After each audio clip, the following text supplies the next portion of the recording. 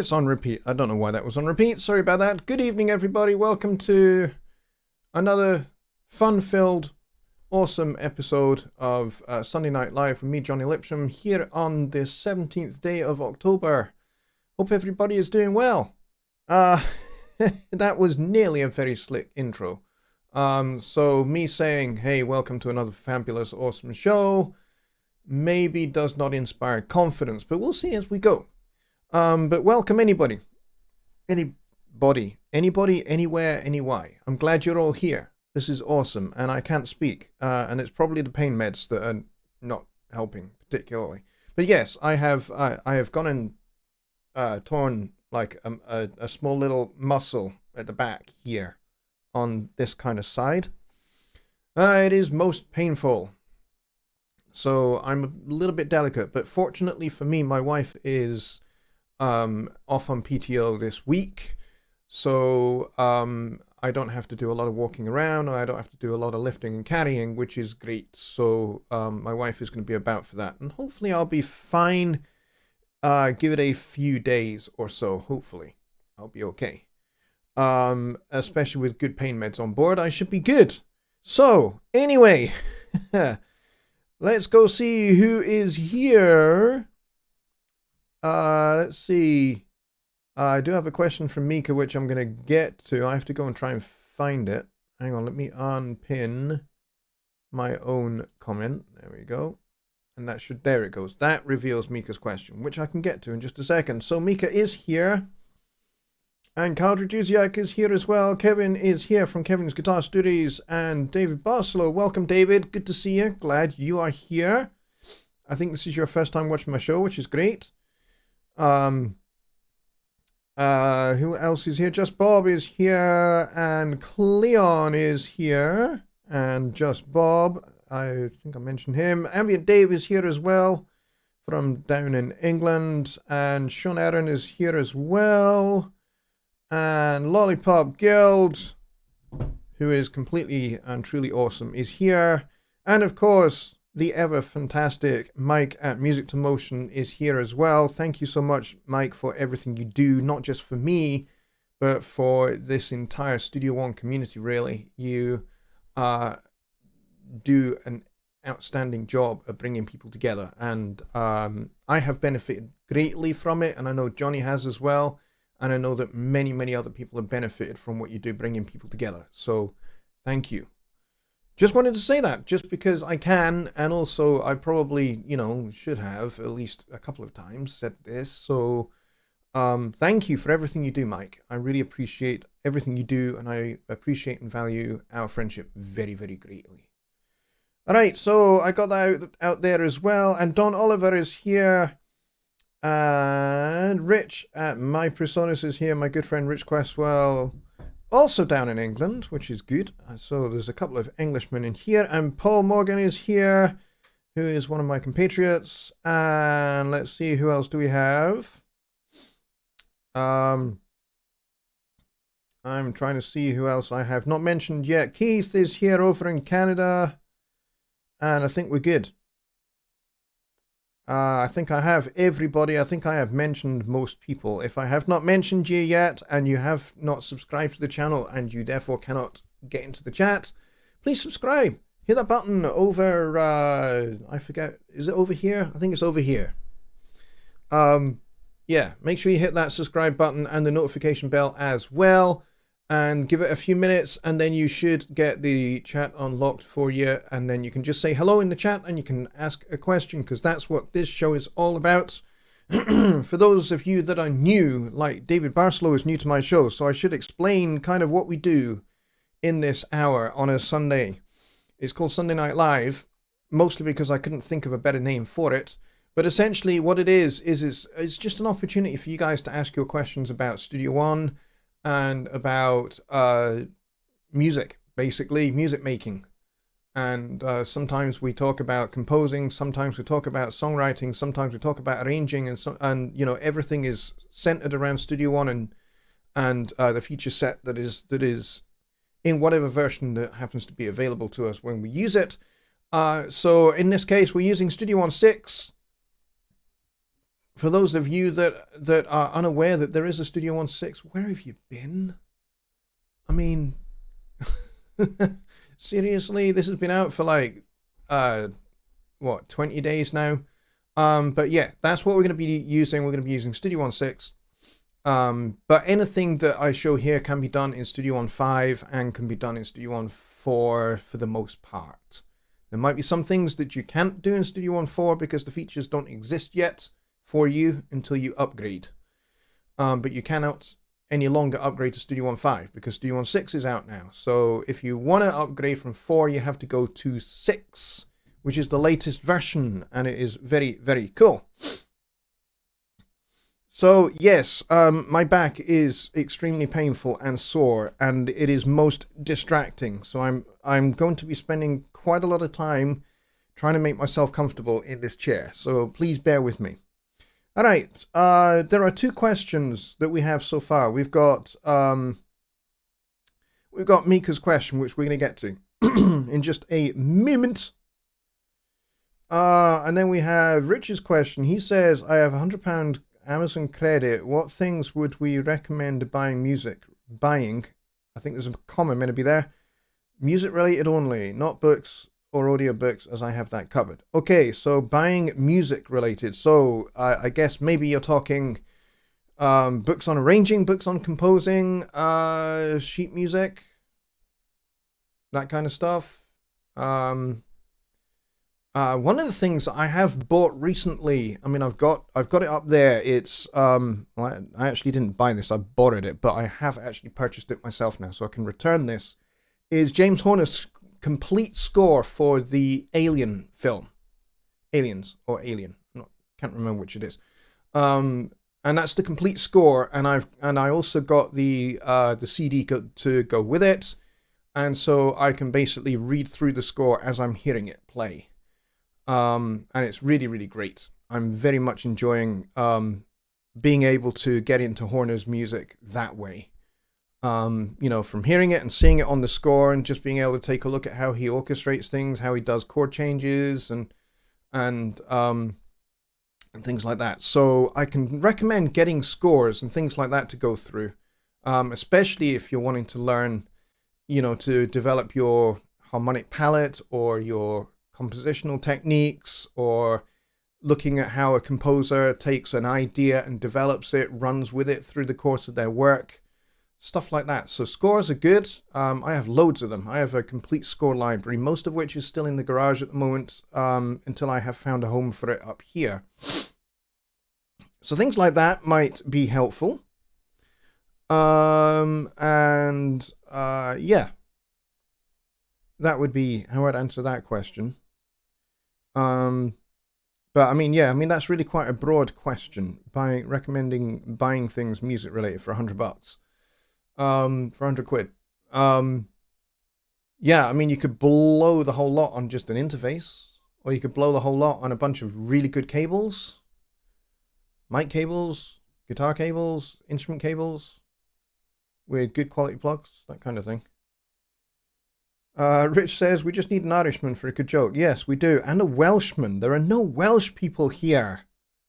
We need to get them. All right, let's get to Mika's question. And then whilst we are dealing with Mika's question, the rest of you guys can be putting your questions in. If you want to ask a question, make sure to type at Jonny Lipsham Studios at the start of your question.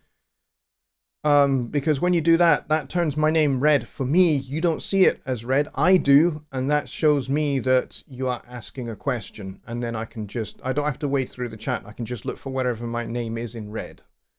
And, if you otherwise want to grab my attention for any reason, like when I punch the microphone like that, yeah, we can, that way it's easier for me to get to your questions, and I'm less likely to miss them. So Mika's question, which is from last week, and I did miss it, and I think he did even type the at Jonny Lipsham Studios, and I still missed it. So it's not a cast iron guarantee that I'm going to get to your question every time, but for the most part, I will. So Mika's question, can you help us with EDM chords and the application of rhythmic side-chained compression / gating / ducking to the beats? It's a good question. EDM is not my wheelhouse in the slightest. It absolutely is not. So I'm going to put that disclaimer out there first of all. It's not my thing. If you want to ask an EDM question, you need to ask somebody like my dear and very good friend Gregor, who is an EDM specialist. That's what he does for, that's the genre in which he works. When he's doing music production, that's what he does. But yes, lots and lots of sidechaining is used in EDM in lots of different ways. I'm going to show you one very basic application of sidechaining in that kind of style of music. But there are many, many, many others. This is by no means just the only way in which sidechaining and ducking in this respect gets used, but it's the one that is the most straightforward to demonstrate, and it's the one that is easiest to set up.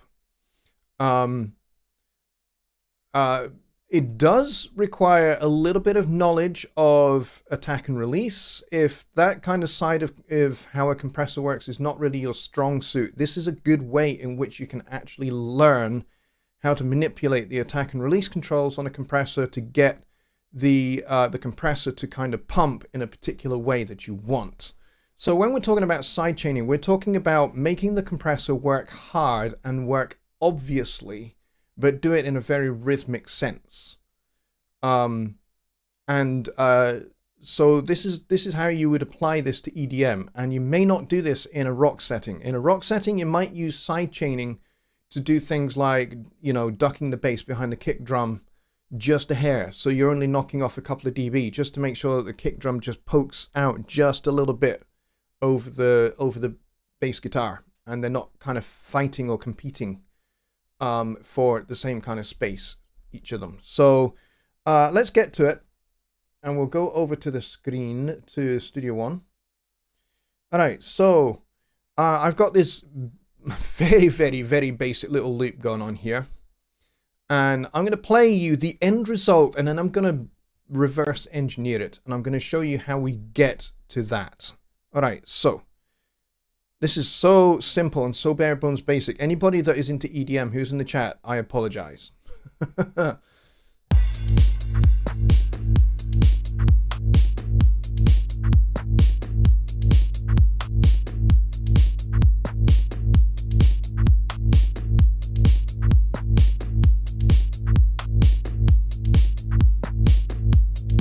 All right, so that goes on for about 16 bars, by the way. So that's probably plenty for you guys to get your ears around. So let me show you how this is set up. So what we have and what you could hear is we had a bass sound that was kind of dropping out in a kind of very rhythmic way. Let's just play just a little bit more of that. So every time the kick drum hits, the bass sound is ducking. It's getting compressed. And what we're doing here is we're using sidechain to basically tell the compressor to listen to the kick drum. And every time the kick drum hits, you compress the bass. You don't compress the kick drum, which is what you would normally do. So we're using the sidechain of the kick drum to trigger the bass. So let me show you how, especially with Studio One 6, this is so ludicrously easy to set up. So the first thing you want to do is get a compressor on the bass sound, because this is what we want to turn down. And that's what this is here, this Mai Tai track. And so if I open this guy, you will see that we have the sidechain enabled. And if I click on this little sources button here, I have a send, and then I've toggled this pre-fader thing. Now, this pre-fader thing is important. The reason why this is important is because you want to be able to set your mix how you want it. But you want a 0 dB copy of the signal. Well, not a copy of the signal, but you want a 0 dB signal from the send here to be going into the compressor. So it's not affected by your fader level. So even if I turn this right the way off, that bass sound is still going to duck. It's still going to compress. Okay, so Let's quickly show that in action. So let's play the loop.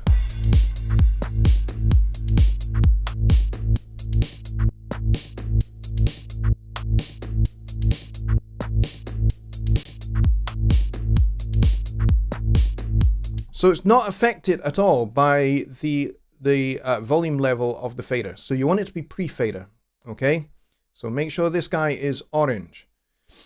Now, as I say, with the sends and all of that and the outputs and everything else available now in the new sidechain features in Studio 1.6, this is particularly easy to set up. All you do is just go, I know that stereo 1 is my kick channel, and then I just tick this box here, and then this little pre-fader toggle appears, and it's white initially, which means it's post-fader, and then you just click on it and it goes orange, and that's it. It sets the level to 0 dB by default. You're good. And then the next thing you need to do is get the threshold down. So if I go back and put the threshold back to kind of where it was up here somewhere, and we'll play the track. And it's basically just a long tone.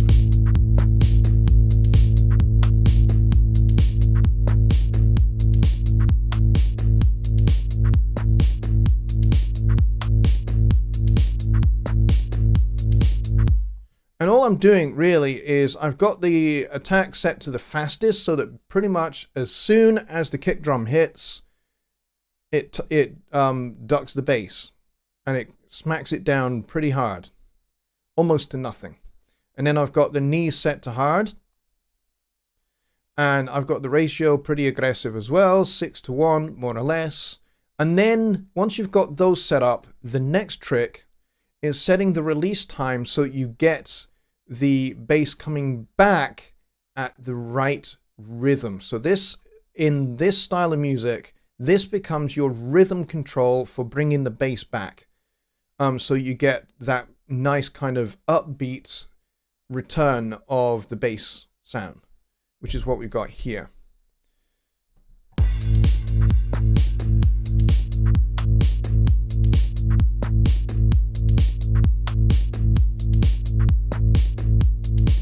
So right now we've got this coming basically back up on every 8th note. And you have to experiment with this to find the exact millisecond. You can do the math if you are smart enough to do the math. I'm not. I just listen until it's on that upbeat 8th note. Because I'm not smart enough to do the math. But you could work it out from the tempo. You could go, okay, so the tempo is 130 beats a minute. That means every quarter note is at 130 beats a minute.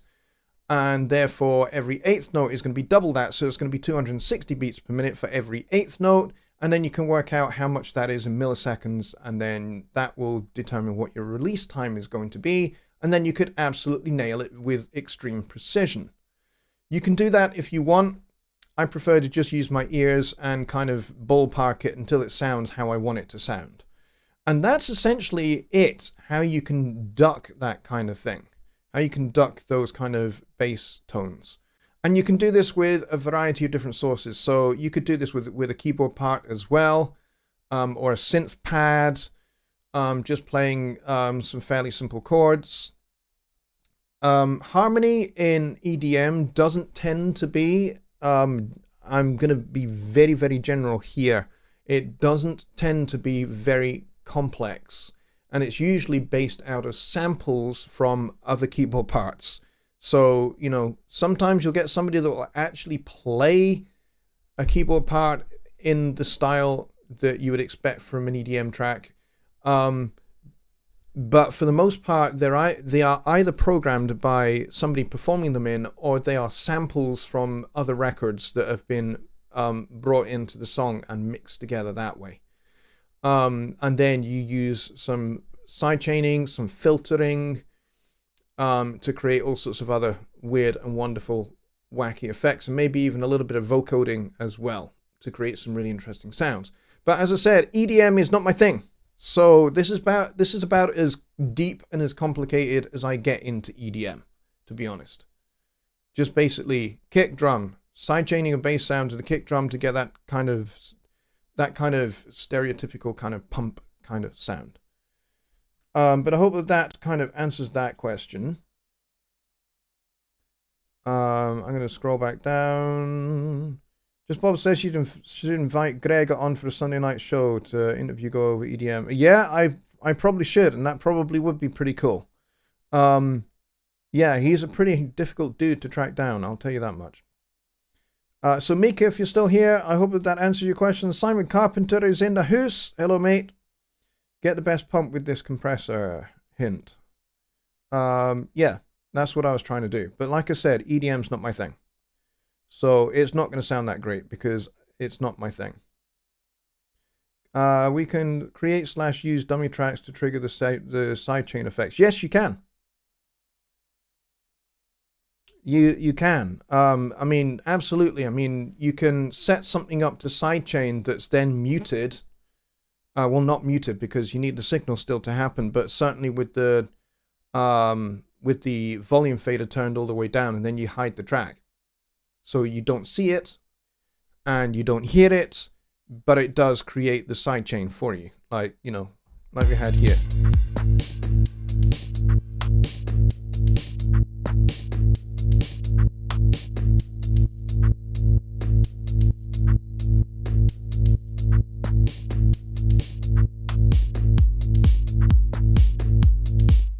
All right. And as Ken points out, yes, it would be great to get Gregor in, but it would be late, yes, because he is an hour later in time than I am. You think I'm future boy? He's future uncle, I suppose, because he's an extra hour into the future. So, you know, if you are in the Central Time area, then between me and Central Time it's 6 hours, but for Gregor that would be 7. So if I start at midnight here, it's going to be starting at 1 a.m. there in Germany for Gregor, so it'd be very late. It'd be like 1 a.m. to 2 a.m. So unlikely to be able to get him in, but you know, there's absolutely no harm in asking. And Bobby Ruth is also here, which is cool. Roger Beckett says you should make some orchestral EDM. Well, if I knew anything about EDM, I would definitely do that. A lot of you guys are saying, hey, you should make some EDM, but like I said, EDM's not my thing. I don't really know anything about it at all. Super Squirrel says, yeah, I doubt it, between all of his gadgets and his set and schedule carries. Yeah, probably. Yeah, you're probably right there. All right. Let's go back up, see if there are any more questions. Just Bob says, why is it when I play 2 finger chords like A and E on piano and with my other hand playing only white keys as melody, why does it sound amazing? No bad notes. Simple. It's because even if you're just playing... Ow, ow, ow, ow, ow, ow, ow. I have to move slowly. I keep forgetting. Must move slowly. Must move gently.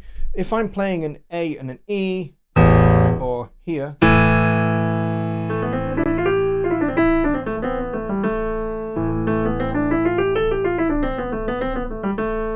This is the Aeolian mode.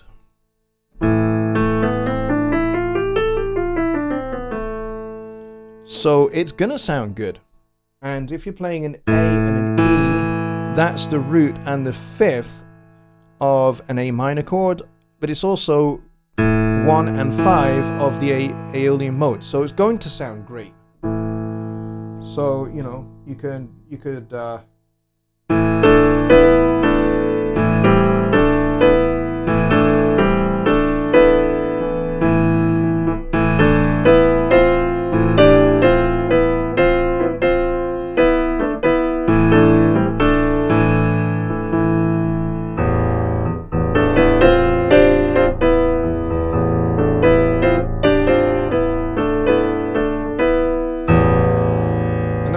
stacking, you know, stacking for a 4th with a 5th on top.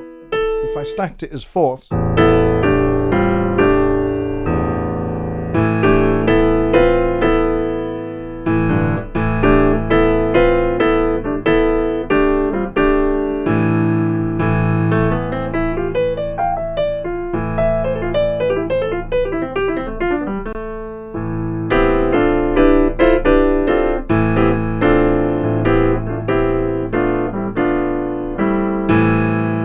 it's going to work. So because it's modal, that's why it works.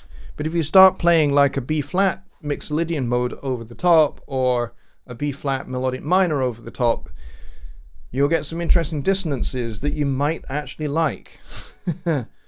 So, but yeah, that's also a good question. If you're playing A and E, or even C and G, and you just play the white notes, you're going to be playing two different modes. The one with A and E is going to be Aeolian mode. The one with the C and G is going to be Ionian mode, which is the major scale fundamentally. And Aeolian is kind of what you'd call the kind of minor scale, broadly speaking.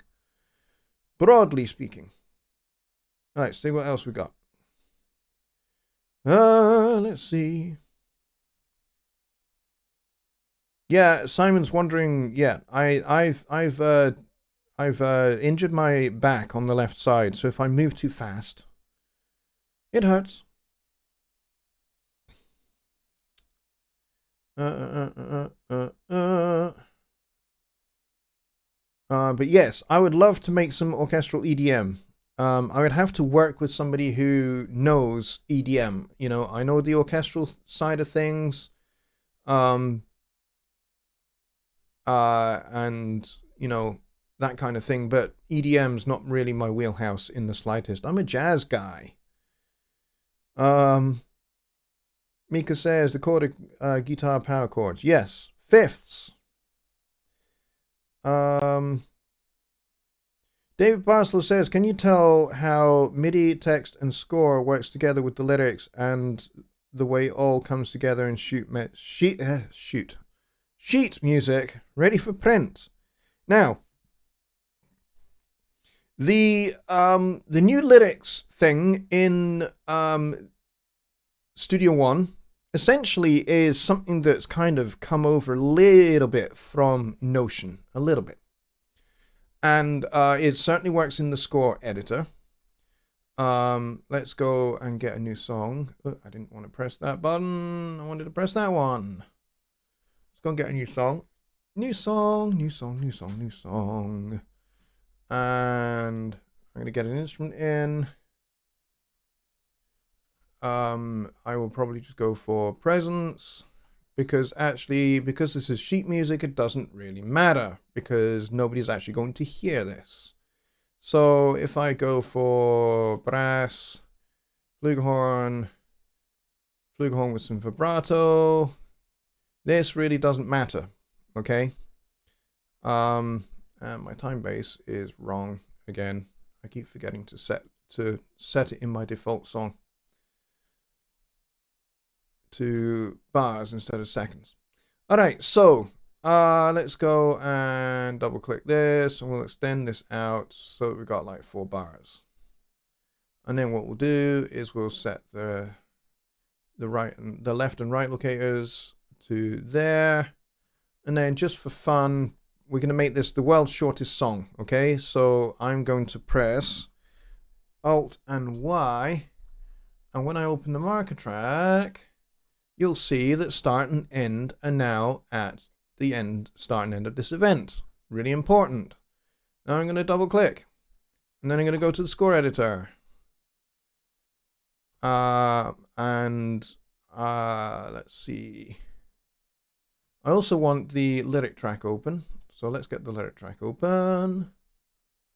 And I want in the note editor over here to have the lyrics thingy open here too.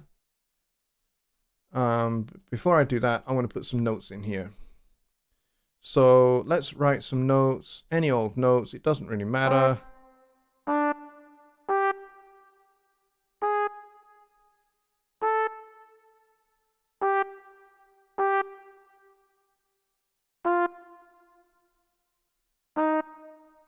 I'm just inputting notes. That's all I'm doing.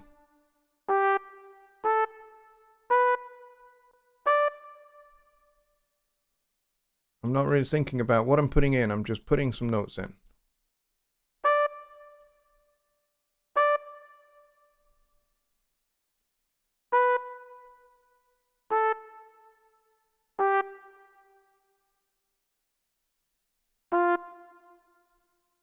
There we go. None of that makes any sense whatsoever, but do we care? No, we don't. All right, let's... Oh, I didn't want to do that. That's what I'm trying to do. Now you'll notice that we now have these boxes underneath here, and I can double click on those and I can write in some words. So I can go I, then I can go space. That moves me on to the next note. I can go I am a fool for you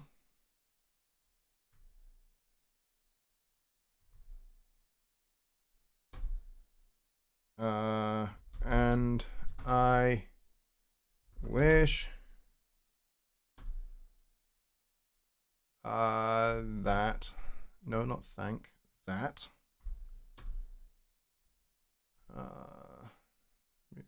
go across.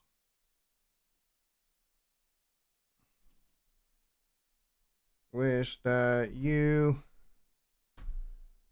were not a fish. I'm just making shit up here, guys. And yes, I swore. See. And now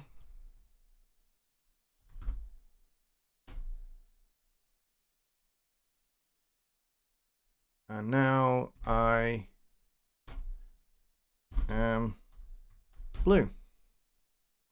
There we go. We've got our lyrics in here. Yay. Now, if I go over here, now you can see all my lyrics.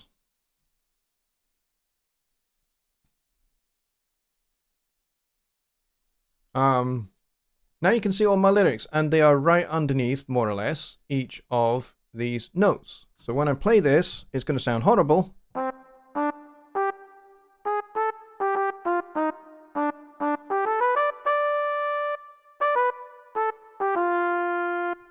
Now, I think this needs to be a slow song. So let's get this down to a much more sedate tempo.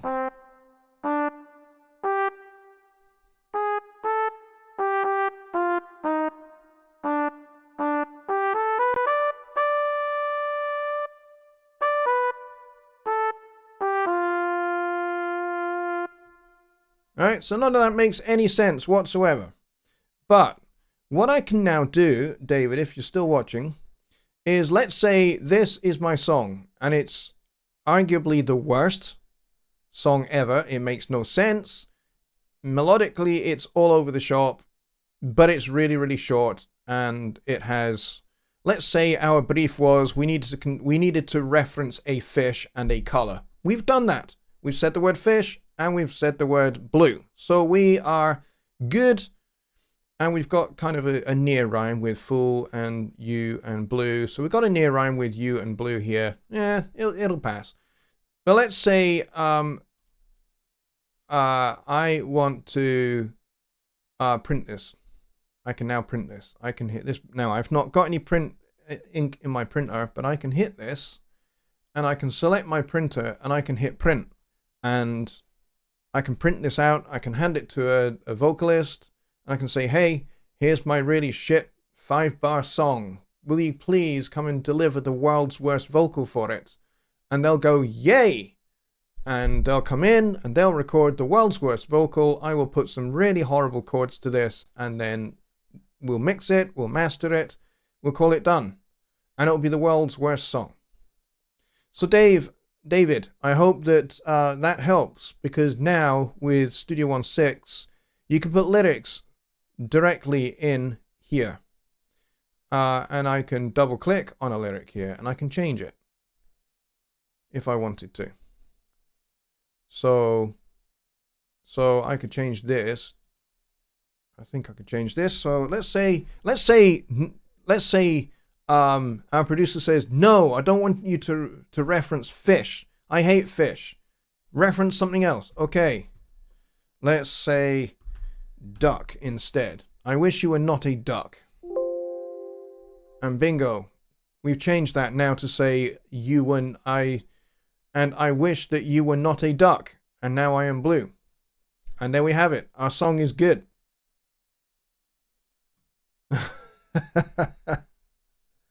So, David, I hope that helps. So now we've got lyrics, and we've got MIDI because we put in the notes, and we've got text, and we've got score, and now we can print this whole thing out and send it off to whomever.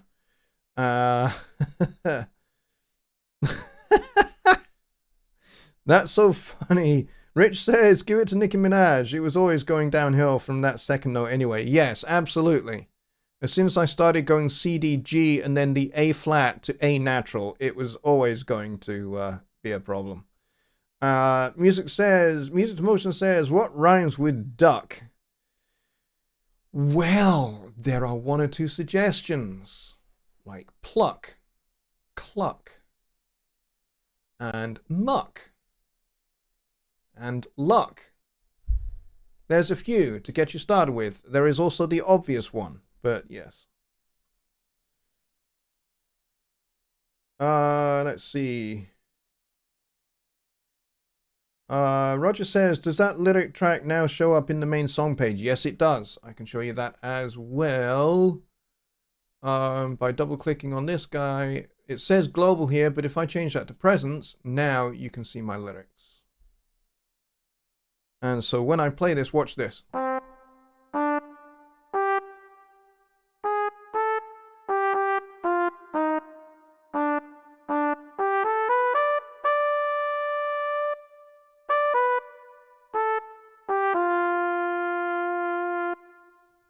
See how the words change color. So words that are yet to be sung are white.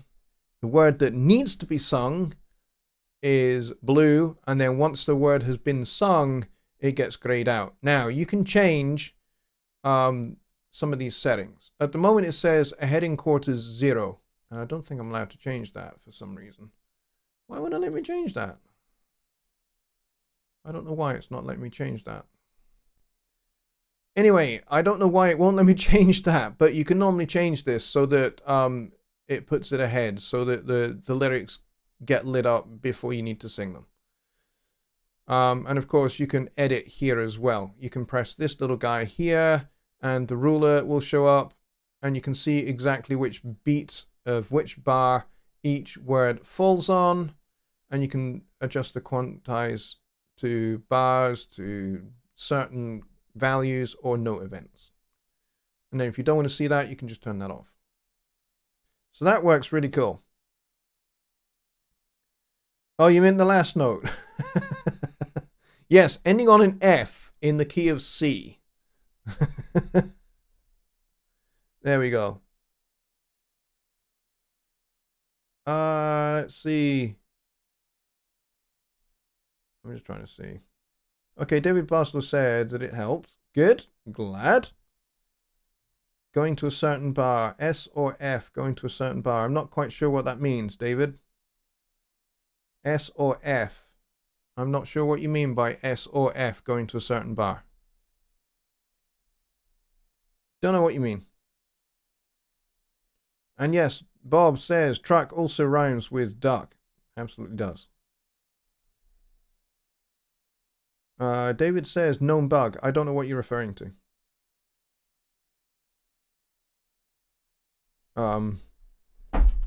Yeah, that's not how bugs are tracked, by the way. If it's reproducible and it's reproducible by tech support and it's reproducible by QA, then yes, it would be regarded as a known bug. But I'm not sure what you're seeing as a bug. So there we go. So that's that. I hope that helps. Music to Motion says, let's try a collab for EDM between us. Yeah, a bit of EDM, bit of kind of EDM with a kind of jazz orchestral twist, maybe. B sharp is my favorite key, says Lollipop Guild.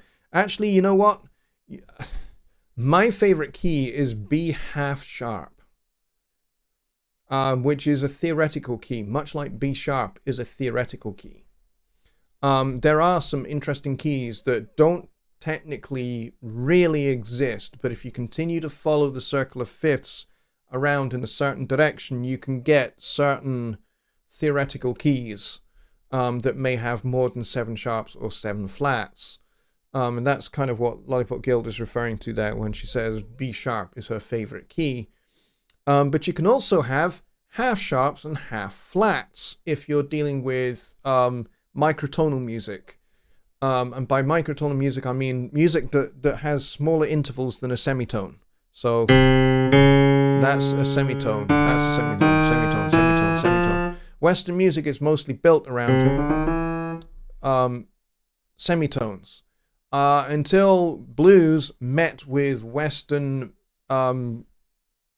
European music. And when blues music from Africa and the Caribbean, when that collided with white Western European music, suddenly you get very tonal, semitonal music combining with notes that are between semitones from blue notes and African scales and African tonalities mixed with that, and you get kind of some microtonal music, which is why blues sounds so freaking good, because you get those notes that are slightly between notes. They're not a semitone, they're between a semitone. So a blues third, for example, on a piano, you can't really make that sound between a minor third and a major third, which is where a blue third falls. It's actually between there. It's between there and there. And you can't really do it on a piano because it's a hammer striking a string that's at a fixed pitch. On a guitar, you can bend the note. On a trumpet, you can half valve, or you can bend with your lip. On a saxophone, you can bend with your lip. So you can scoop the note up, or you can lip bend it down. On a clarinet, you've got holes, finger holes, so you can half hole and create a bend that way. On a trombone, you've obviously got a slide, so you can use the slide to bend the note. And the human voice doesn't have any of those kind of mechanisms, so the human voice can bend notes as forever. So yeah, microtonal music meets Western music, and you get interesting notes that are kind of between the cracks. So technically, a blue third would be maybe, depending upon how you're thinking about it, it's slightly smaller than a major third, and slightly larger than a minor third. So it's kind of between E flat and E natural. So I guess you could call it like, I don't know, D2 thirds sharp, something like that. But it's between those intervals somewhere. So on a piano, you have to fake it by including other notes to kind of get that kind of bent sound effect.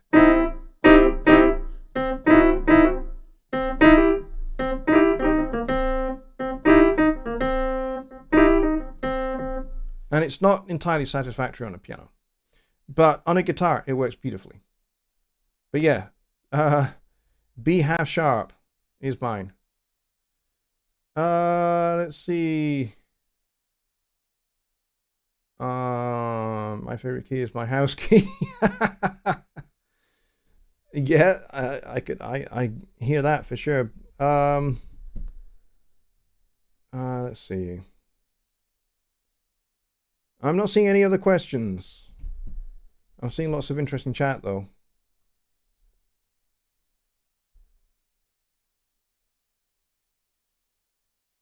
So anybody got any other questions? If you've got a question, then just type my name at Jonny Lipsham Studios, and then put your question and I'll get to it. Because it'd be great to get some more questions. We've got about 14-15 minutes left here. So it'd be nice to kind of fill out the hour rather than just finishing early. I mean, I'm fine with finishing early if there's nothing else that you guys have.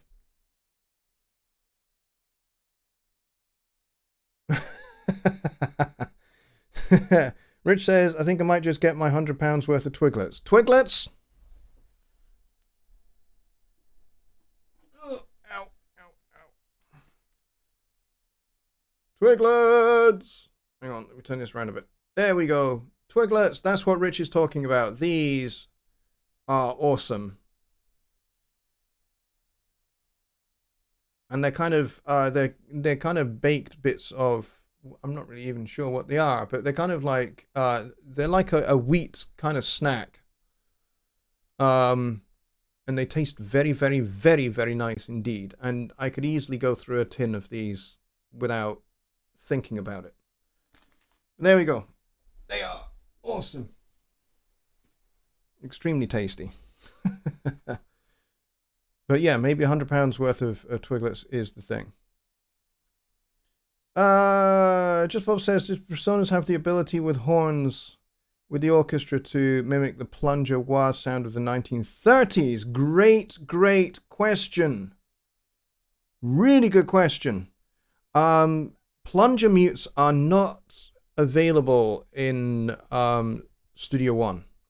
You will certainly not natively anyway, but you'll certainly find that there are horn section sample libraries out there, like the Chris Hine horns. That's one that I know of.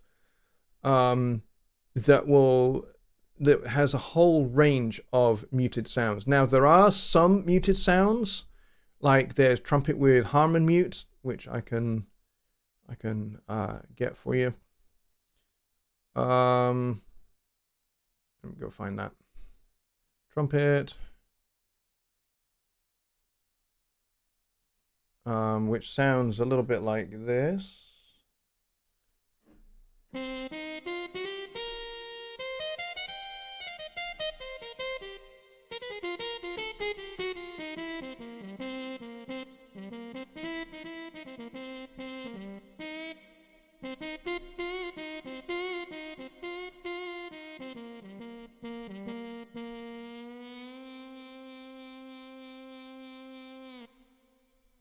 So there you go. That's with Harmon mute, and that's probably about as far as you get. And certainly there are some sounds you get with the Persona Symphonic Orchestra. We can go look at those. If I close that up, we can go to brass. Yeah, these are all kind of straight-ish sounding. Like trumpet section, but there are some key switches here, some sound variations. Flutter tongue there, a little bit of crescendo, a down glissando, you know.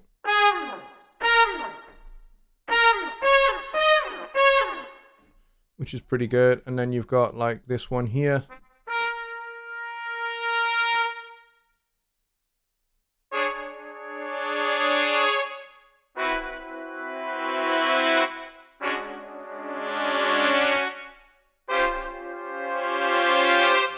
So you might find this useful.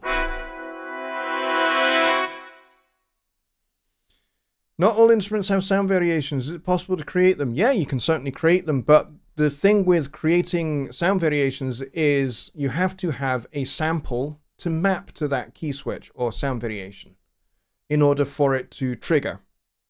So if you have the samples available, you can certainly map a particular key to that sound and then have it trigger. So you can do that. Rich Cresswell is the guy who knows most about those kind of things. Can you bend on an electric piano? No, not a real electric piano like a Fender Rhodes. No, because a Fender Rhodes basically has rubber hammers that strikes pieces of metal called tines, and they are fixed much like a piano string. And no, you cannot pitch bend on those. You can pitch bend on this guy though.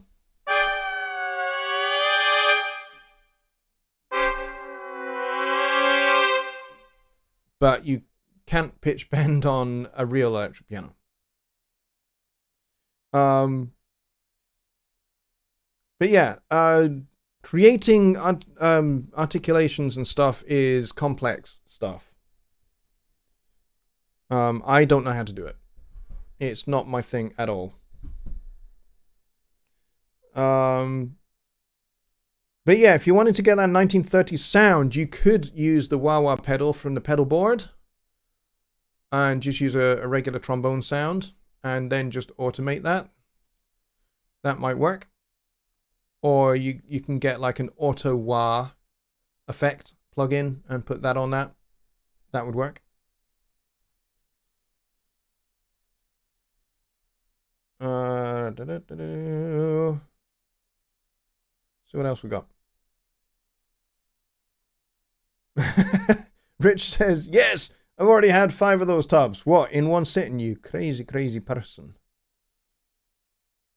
Are they the Christmas edition and strong? No, I don't have the Christmas edition yet. For some reason, there's not an awful lot of Christmas stuff out in Scotland at the moment. Normally, around about this time of year, you get loads of Christmas decorations and Christmas stock and stuff going up, but not yet. I was most surprised when I went to the shop today. I went to Tesco and I was just like, why is there no Christmas stuff here? It was a bit bewildering because it's like the middle of October. Surely by now you'd start having some Christmas stuff up. And so things like Christmas Twiglets or, cheese flavored Christmas trees. I've got something similar. These guys, these are delicious as well. And I'm not on the full camera, I'm still in the Studio One page. There we go. These are absolutely glorious and could easily be devoured in one sitting as well. Let's see. Roger says, what are the UACC default sound variations? I don't know. Dwayne says, compliance requires a 2 2-second pause between the sound begins on one before the sound begins on track 1. Do you know if that requirement is between or separate on next tracks? You can turn that off. In the project page, you can turn off the pause on subsequent tracks. You can set that to 0, and it's fine to do that because the Red Book standard was a big thing for CD and DVD duplication, but now kind of CDs are a little bit on the way out. They're not entirely on the way out, but they are kind of heading in that general direction because most people are using streaming services now. It's not really a thing anymore, that 2-second pause.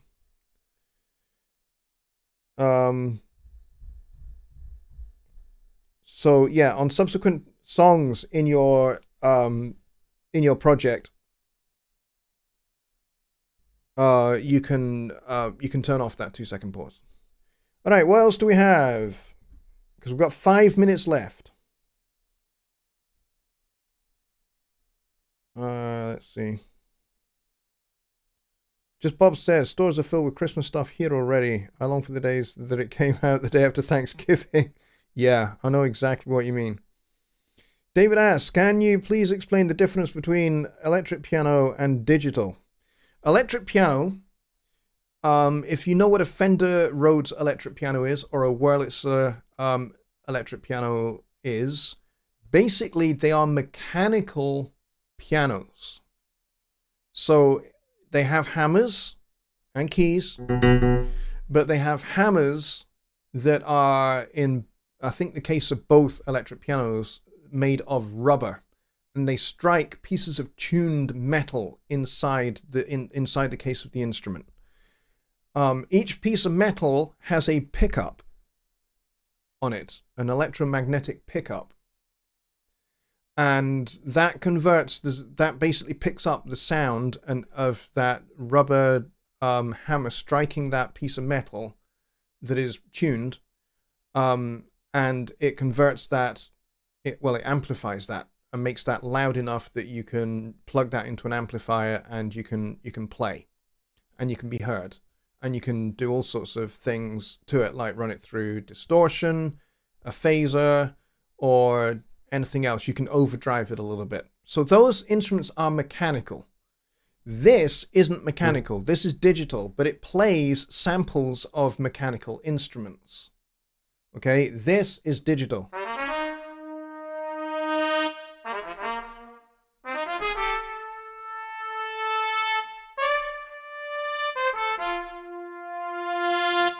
All right, so this is digital. This is purely digital.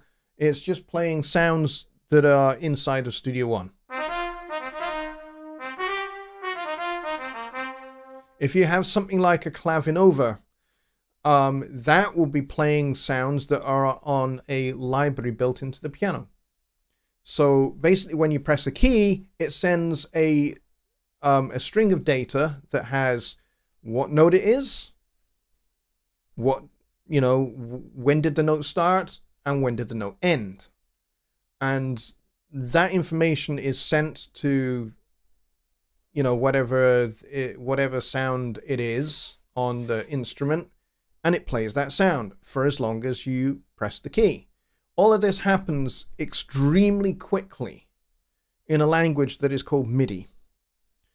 And that stuff is purely digital.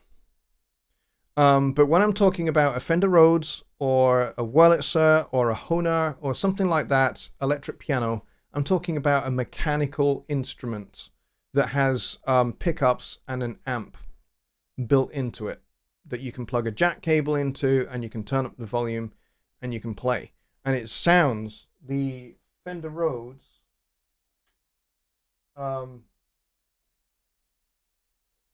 sounds a little bit like this.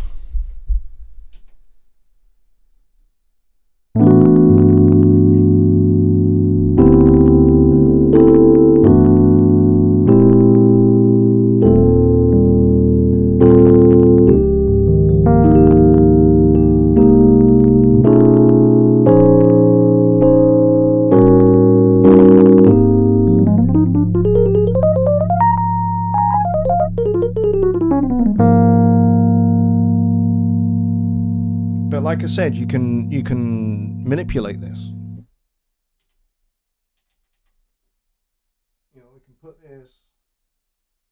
We can put this through a phaser and get, a classic kind of middle 1970s electric piano sound.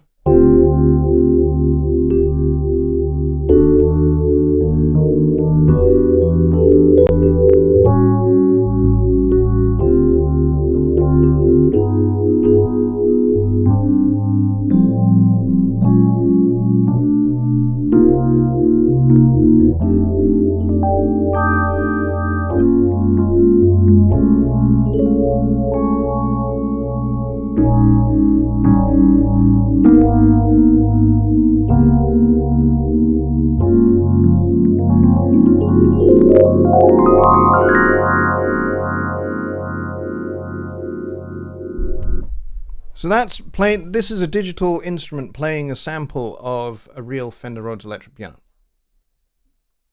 So there you go. So that would answer that question, and we are out of time. We have reached the end of the show. Shorty Beard is here. He says, yes, but buffering can still be a thing for listeners, so I always have at least 1 second just in case. Yes, certainly. Yep, you can do that too. Rhythm Hoos is here. He says, greetings from St. Lucia. Awesome. Thank you. Welcome. St. Lucia is a beautiful, beautiful place. All right, so Music to Motion has an after show Zoom. If you want to go and check that out, Mike will let you in if you're very, very nice to him. All right, so we will call it there, folks, and I will see you on Wednesday for Songwriting Simplified, which is very likely going to be here, but we'll let you know what the state of play is. At the moment, everything's kind of a little bit of a state of flux for Jonny at the moment, so we have to kind of be kind of patient with that. So I'm pretty sure I can speak on behalf of Jonny and say thank you everybody very much for all of your patience with kind of what's been going on with Jonny's family circumstances at the moment. I'm sure at some point he will talk about it, but when he's ready to talk about it.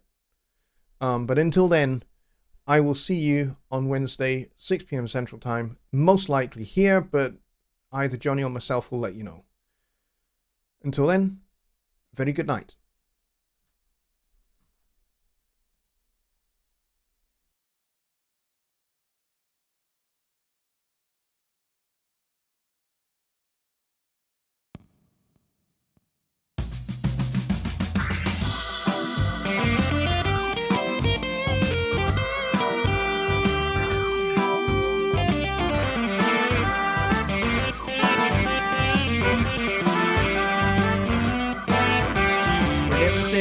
against me, my back against the wall.